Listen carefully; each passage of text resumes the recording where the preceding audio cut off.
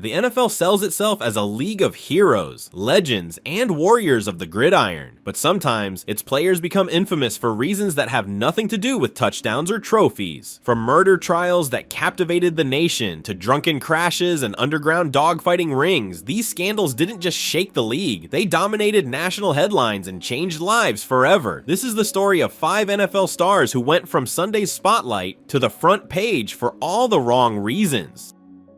For a while, Michael Vick looked like the future of football. He wasn't just fast, he was faster than your cornerback, shiftier than your safety, and stronger than you remembered a quarterback should be. Drafted first overall by the Atlanta Falcons in 2001, Vick became a human highlight reel. With a cannon for an arm and the legs of a track star, he shattered every mold. Defenses were terrified. Kids wore his jersey. Video games literally put him in cheat code territory. Ask anyone who played Madden 2004 and watched Vick sprint circles around entire defenses. But beneath the flash and fame was a man leading a double life, one that would not only end his career but send him to federal prison and burn his legacy to the ground. The downfall began in April 2007 when investigators searched a property Vick owned in rural Virginia. They were originally there for drug-related reasons tied to Vick's cousin, but what they found was something darker: evidence of a dogfighting operation, hidden kennels, bloodstains, training tools, and roughly 70 dogs, most of them pit bulls, many of them scarred, some dead, others terrified and malnourished. The name of the operation? Bad News Kennels. No typo, just a twisted flex of intimidation. Vick initially denied involvement. His lawyers and publicists went into full damage control mode. But as federal investigators dug deeper, the picture that emerged was undeniable and horrifying. Vick wasn't just aware of the operation, he funded it, participated in it, and helped run it. This wasn't just illegal gambling, it was sadistic cruelty. Dogs that lost fights were drowned, shot, slammed into the ground, electrocuted. Sometimes Vick and his associates would force weaker dogs to fight stronger ones just to test aggression. And when dogs didn't perform up to standard, they were killed in cold blood, often by Vick himself. The public's reaction was swift and visceral. This wasn't a bad decision or a mistake in the traditional sports scandal sense. This was something people couldn't unsee or forgive easily. Animal lovers, sports fans, casual onlookers, it didn't matter. Everyone was disgusted. Nike and Reebok dropped him. The Falcons suspended him indefinitely. Animal rights groups protested outside every Falcons facility. Even non-sports media, from CNN to the Today Show, ran daily coverage. In August 2007, Vick pleaded guilty to federal conspiracy charges and was sentenced to 23 months in prison. Just like that, one of the NFL's brightest stars became a federal inmate. Vick served 21 months in Leavenworth, followed by 2 months of house arrest. During that time, he lost nearly everything. His $130 million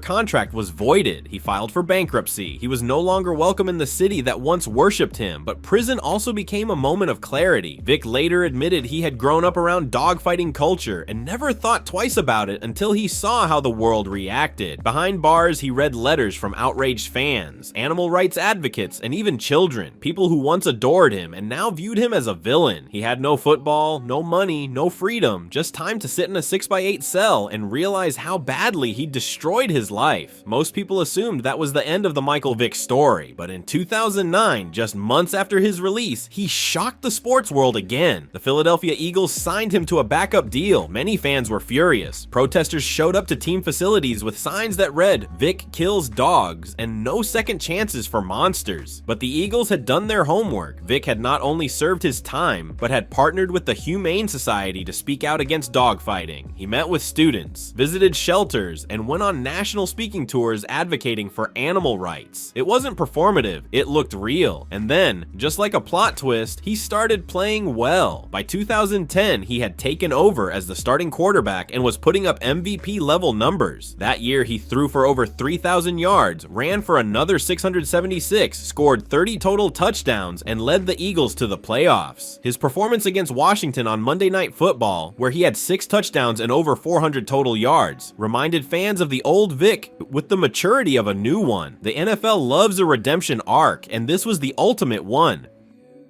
Before the world saw him in a white Ford Bronco, Orenthal James Simpson was a legend. He was the face of American excellence in the 1970s, Heisman Trophy winner, NFL MVP, record breaker, and one of the first black athletes to achieve crossover stardom in white America. OJ wasn't just a football player, he was a celebrity. He starred in movies, he endorsed rental cars, he was charming, charismatic, and polished. For a long time, OJ Simpson had it all, and then he became the most infamous defendant in American legal history. The scandal that made OJ a household name for all the wrong reasons wasn't just a sports story, it was the story. A saga that unraveled in real time on national television, filled with murder, race, celebrity, and enough twists to make a Netflix docuseries blush. When people say, the trial of the century, this is what they're talking about. On the night of June 12, 1994, Simpson's ex-wife, Nicole Brown Simpson, and her friend Ron Goldman were found brutally stabbed to death outside Nicole's condo in Brentwood, Los Angeles. Goldman, a waiter who was returning a pair of sunglasses Nicole's mother left at the restaurant, was simply in the wrong place at the wrong time. Almost immediately, suspicion turned to OJ, the motive, a long history of domestic abuse and jealousy. Police had been called to Nicole's house multiple times during their relationship. After their divorce, OJ had allegedly stalked her. She kept photos of her bruises in a safety deposit box, just in case something like this ever happened. On June 17th, 1994, OJ was scheduled to turn himself in. Instead, he disappeared. Hours later, news helicopters picked up the now iconic image of Simpson in the back of a white Ford Bronco, driven by former teammate Al Cowlings, leading police on a slow-speed chase down the 505 freeway. Inside the car were a fake goatee, passport, and nearly $9,000 in cash, signs he might have been planning to flee. An estimated 95 million people watched that chase live. To put that in perspective, that's more viewers than most Super Bowls. When he finally surrendered, the world was hooked. What came next was the most sensational legal drama America had ever seen. The trial of OJ Simpson officially began in January 1995, but by then, it already felt like the biggest show in America. The case had transformed from a double homicide into a cultural earthquake,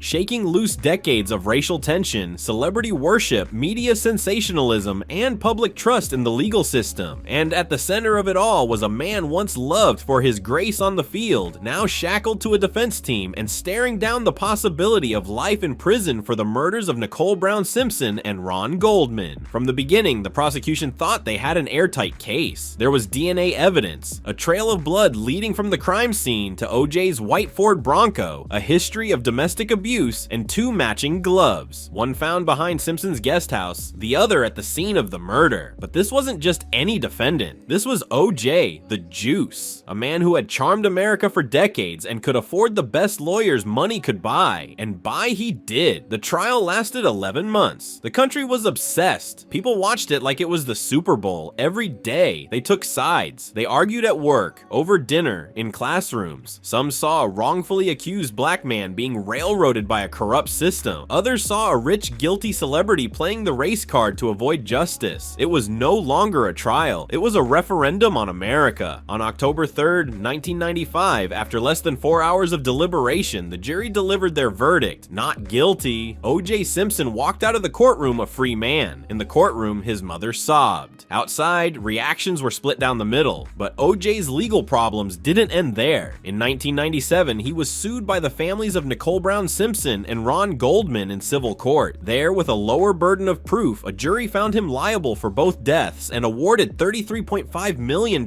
in damages. Simpson would go on to dodge most of those payments, living off his NFL pension, protected from civil seizure, and continuing to play golf in Florida, smiling for the cameras like nothing had happened. He had beaten the criminal charges, but in the eyes of many, he had never really been acquitted. Then in 2007, as if the whole saga couldn't get any stranger, Simpson was arrested in Las Vegas for armed robbery. He and a group of men stormed a hotel room to steal sports memorabilia he claimed was his. He was convicted and sentenced to 33 years in prison. Karma had finally caught up. Some said it was justice delayed, others said it was a cosmic correction. OJ served nearly 9 years before being released on parole in 2017. OJ Simpson passed away on April 10th, 2024, at the age of 76.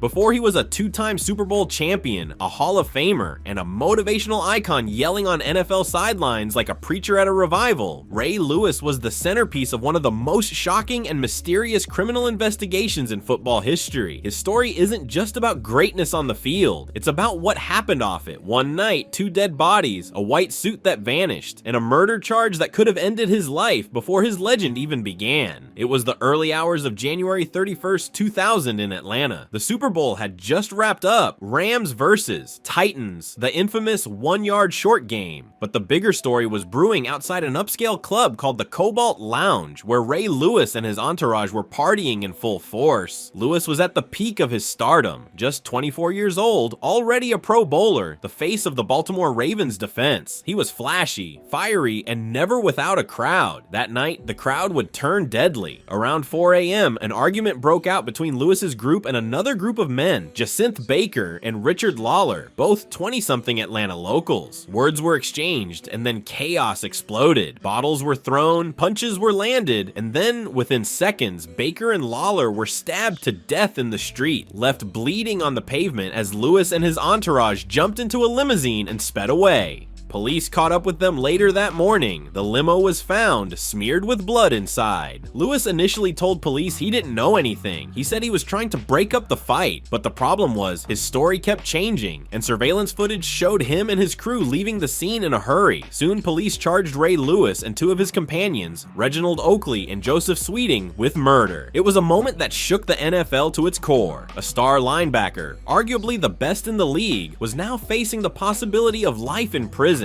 The media had a field day. One minute Lewis was doing Old Spice commercials and anchoring the league's best defense, and the next he was in a Fulton County courtroom, wearing a suit instead of shoulder pads, facing a jury and the glare of national attention. The prosecution painted a picture of a violent brawl turned execution. They said Lewis and his crew had started the fight and that, together, the 3 men were responsible for the stabbing deaths. But there was a problem. No murder weapon was ever found. The blood on the limo didn't match Lewis. The key witnesses kept changing their stories, and the most damning evidence, a white suit Lewis wore that night, was never recovered. Police believed it was destroyed, possibly even thrown in a dumpster or incinerated. Without it, the case was shaky at best.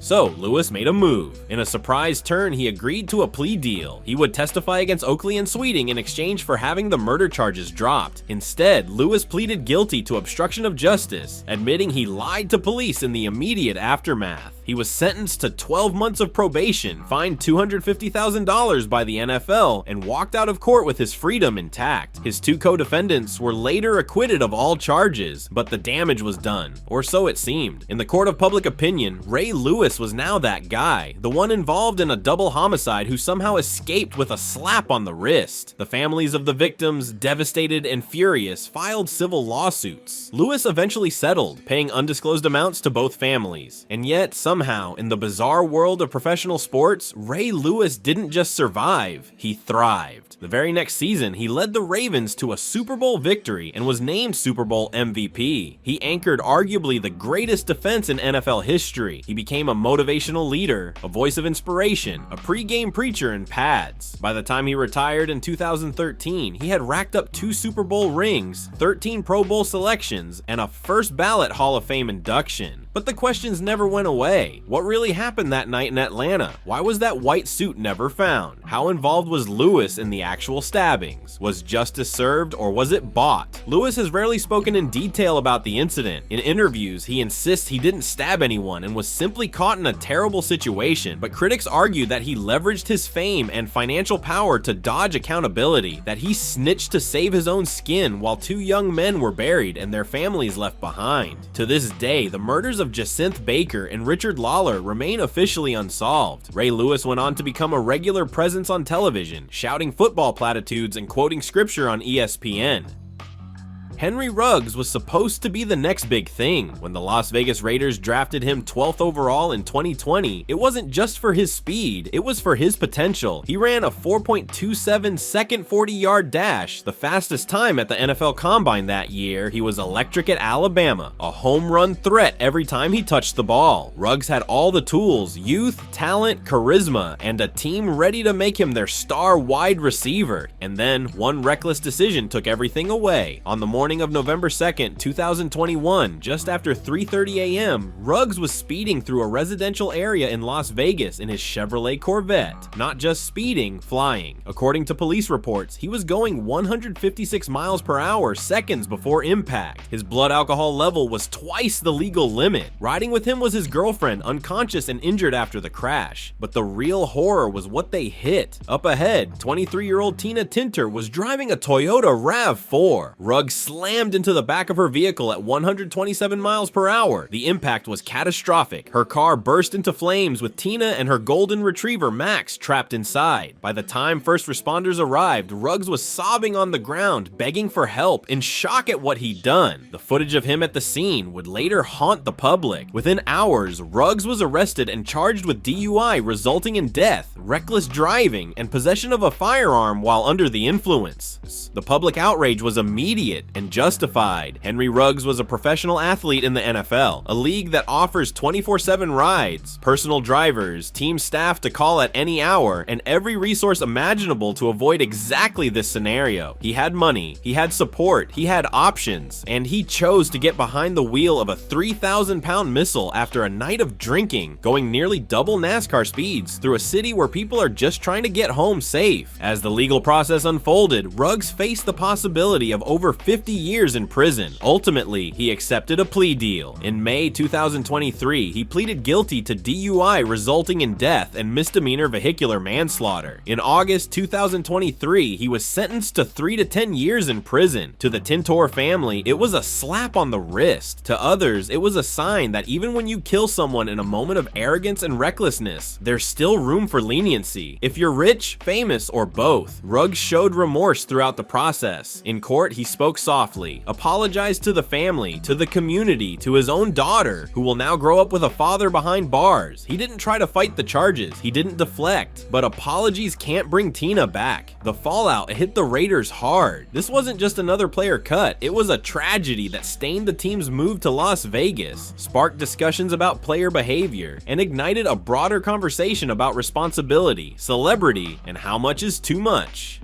Aaron Hernandez had it all: money, fame, talent, and a spot on one of the greatest franchises in NFL history. He was 23 years old, catching touchdowns from Tom Brady, locked into a $40 million contract with the New England Patriots, and living in a mansion just outside Boston. On the surface, he was the American dream, but underneath that surface was something far more disturbing, something violent, paranoid, and broken. And in the summer of 2013, the facade shattered. On June 17th, 2013, police discovered the body of Odin Lloyd, a 27-year-old semi-pro football player, in an industrial park just a mile from Hernandez's home in North Attleboro, Massachusetts. Lloyd had been shot 6 times. His phone still had text messages from Hernandez, including a chilling final ping from the area near where he died. Almost immediately, suspicion fell on Hernandez, and from that moment forward, the story turned into something that felt too surreal to be true. A star NFL tight end, someone who played in a Super Bowl, who had just signed a massive extension, who was supposed to be a building block of the Patriots' future, was now under police surveillance for murder. 10 days later, Aaron Hernandez was arrested and charged with first-degree murder. The Patriots released him within 90 minutes. His mugshot, wearing a white tee, hands cuffed behind his back, went viral instantly. It wasn't just a sports story, it was national news. Led headline on CNN, MSNBC, ESPN, a multi-millionaire athlete accused of luring a friend to his death. The details were jaw-dropping. Prosecutors said Hernandez was angry that Lloyd had spoken to people he didn't like at a nightclub. That was it. That was the motive. In the world Hernandez lived in, paranoia ran deep. Loyalty wasn't just expected, it was enforced brutally. He picked Lloyd up that night in a rented car along with 2 other men, Ernest Wallace and Carlos Ortiz. The surveillance footage from Hernandez's home showed him holding what looked like a gun, pacing nervously, and later laughing. And then there were the cover-up attempts. Hernandez destroyed his home security system. He smashed his phone. He had his house professionally cleaned the day after the murder. It wasn't just sloppy, it was suspicious. And it didn't take long for more cracks in the image to form. During the investigation, police uncovered a trove of disturbing evidence.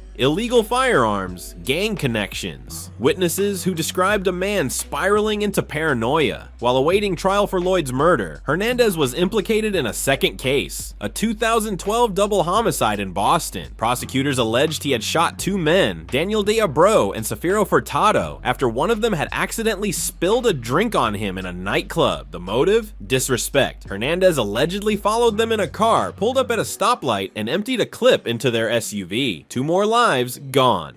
At his first trial in 2015 for the murder of Odin Lloyd, the prosecution laid it all out. Motive, opportunity, digital trails, surveillance footage, ballistics. Despite the absence of the murder weapon, the jury found the circumstantial case overwhelming. Hernandez was convicted of first-degree murder and sentenced to life in prison without the possibility of parole. He was 25 years old, but the story didn't end there. In a bizarre twist, 2 years later in 2017, Hernandez went on trial for the Boston double homicide and was acquitted. His defense team had painted him as the victim of bad associations, but that glimmer of hope didn't last long. Just 5 days after his acquittal, on April 19th, 2017, Aaron Hernandez was found dead in his prison cell. The prison had found no signs of foul play. The shock reverberated once again. How could a man who once stood under the lights of Gillette Stadium, who caught passes from Tom Brady and celebrated in end zones, end up dead in a prison cell at 27? Those are just 5 of the most insane scandals in NFL history. This is not even close to the total amount of crazy things that have gone down in the NFL. If you enjoyed, be sure to press the like button and comment down below. If this video gets 1,000 likes, we will do a part 2. Also check out our other content, including our last video analyzing how good Steve Young was really.